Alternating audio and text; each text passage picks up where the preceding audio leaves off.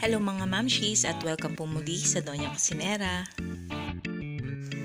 Today, isi-share ko naman sa inyo ang recipe ng banana crumb muffins. Ideally, ang masarap sa banana muffin ay yung overripe na saging.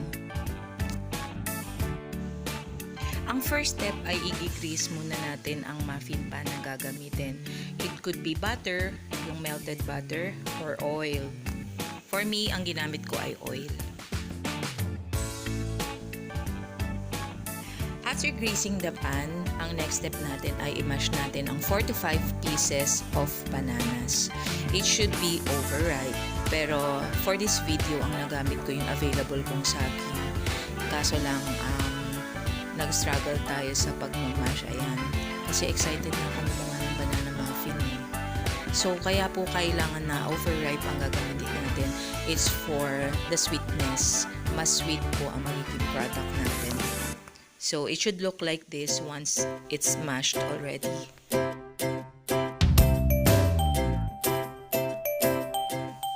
Ang next step is for the dry ingredients. Isi-sift lang po natin ang flour, baking soda, baking powder, at yung salt. So, ayan, i-flex ko lang po yung sifter na ginamit ko. Ayan, ita-dump nyo lang lahat dyan yung dry ingredients and then click-click lang dito sa kamay. Easy to use, very convenient.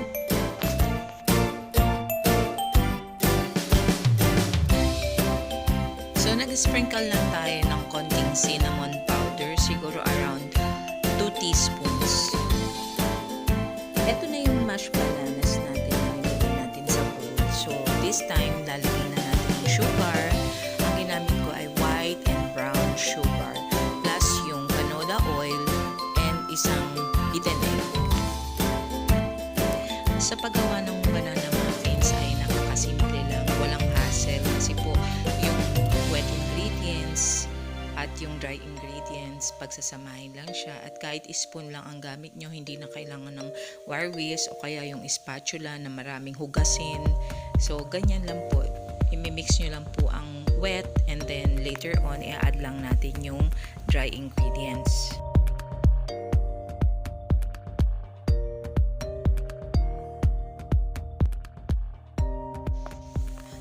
One thing to remember is when adding flour, iwasan po natin na idadump po natin lahat yung flour. For me, ang ginagawa ko, 1, 2, 3 additions ang pag-a-add ng flour.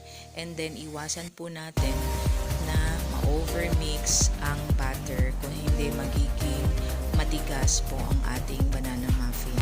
Iwasan po natin mag-overmix.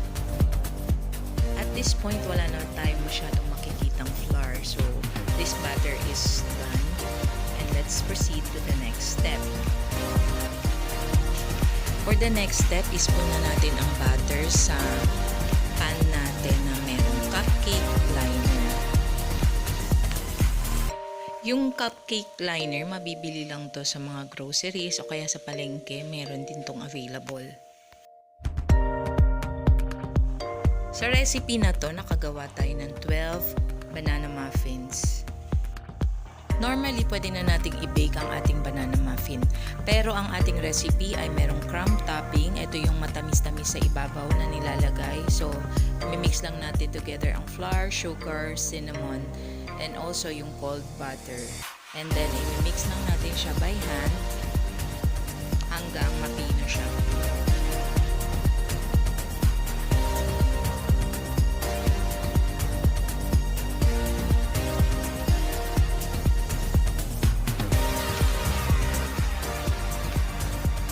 So, ganito po dapat ang magiging itsura ng inyong crumb topping.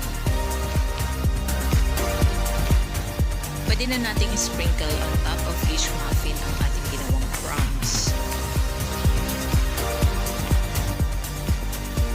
Then, ipibake na natin siya in a preheated oven for 18 to 20 minutes or hanggang yung toothpick pag insert nyo sa gitna ay malinis na. And here is our banana crumb muffin. So easy to make and yet so affordable. Please don't forget to like, share, and subscribe. Thank you so much for watching. Bye!